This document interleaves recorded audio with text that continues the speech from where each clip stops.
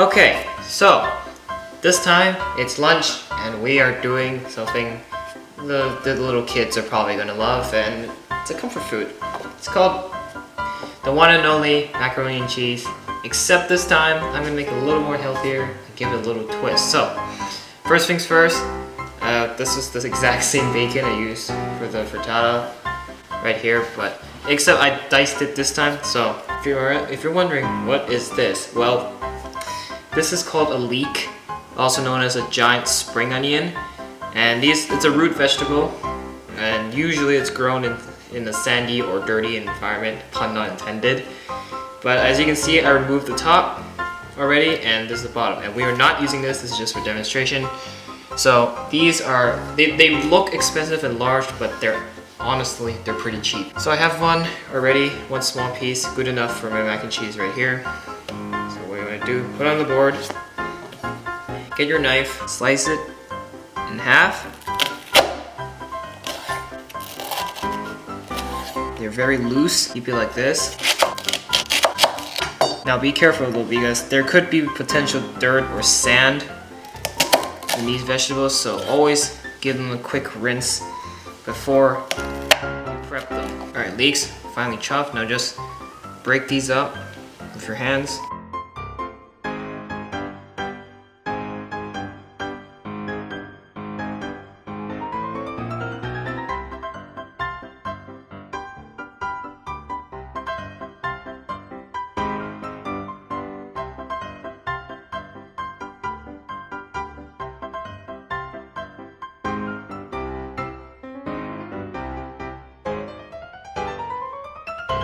Okay, what we do now, we get our lovely casserole on the grill, gas on. We add our oil.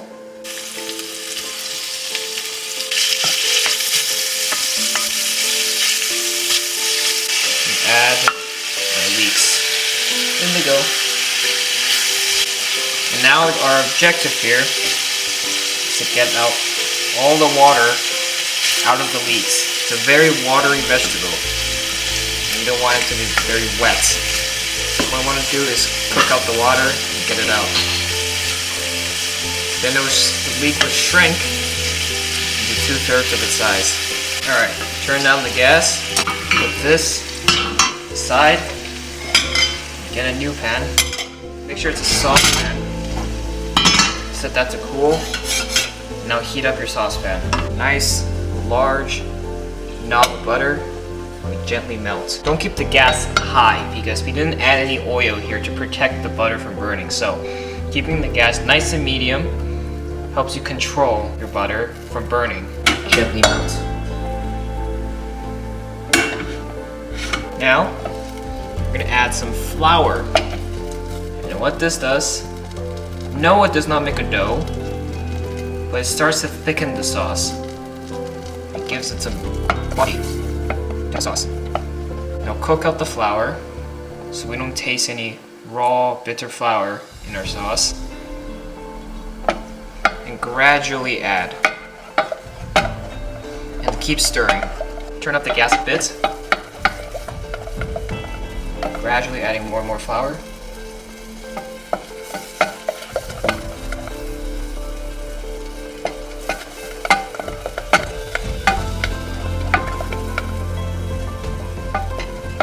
Yes, this requires a lot of flour, but soon flour will pay off your sauce.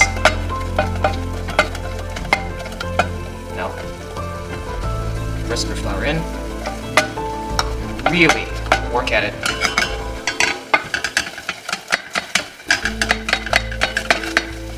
So now it's slowly getting to a nice dough. And you're thinking, I'm pretty sure you're making bread. This dough you see, now quickly add in some milk. And what the milk does, it starts to loosen the dough. It starts to turn the whole dough into the sauce that we know.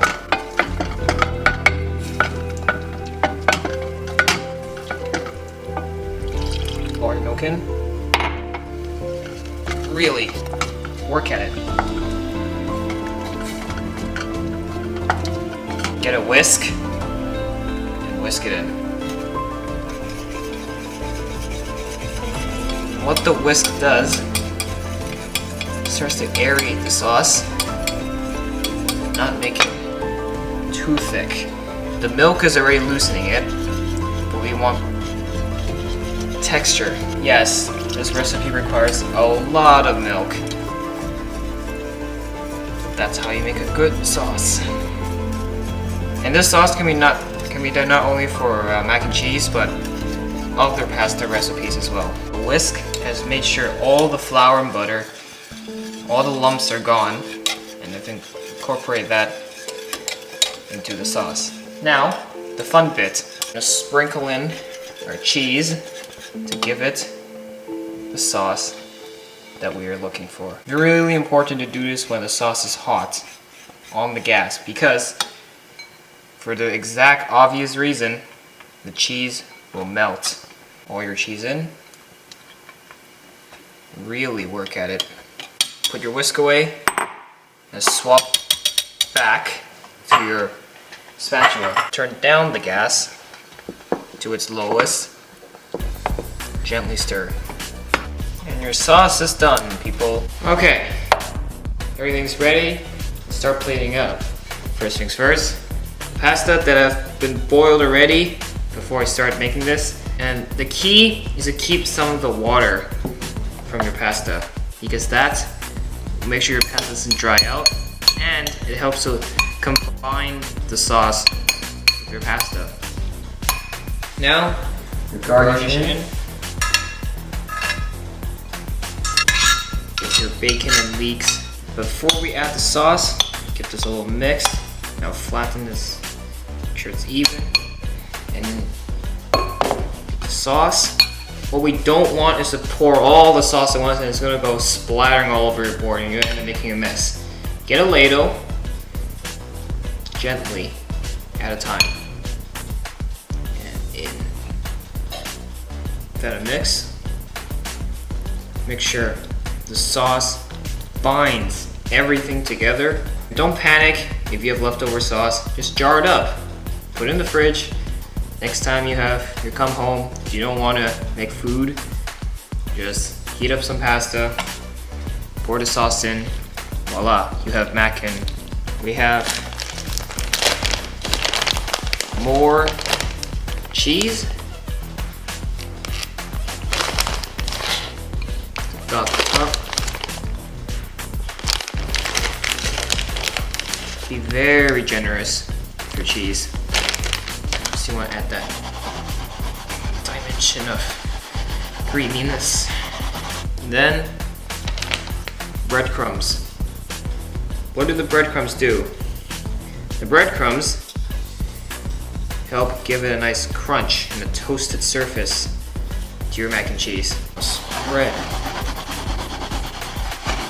the breadcrumbs evenly with the cheese.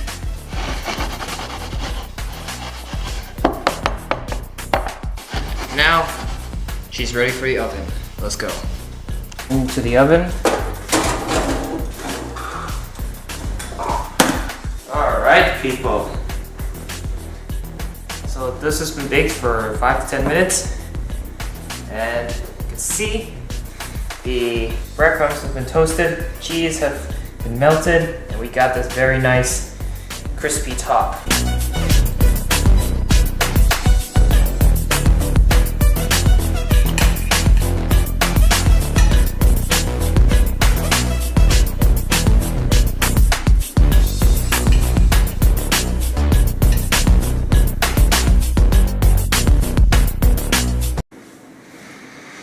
Okay, now we can eat.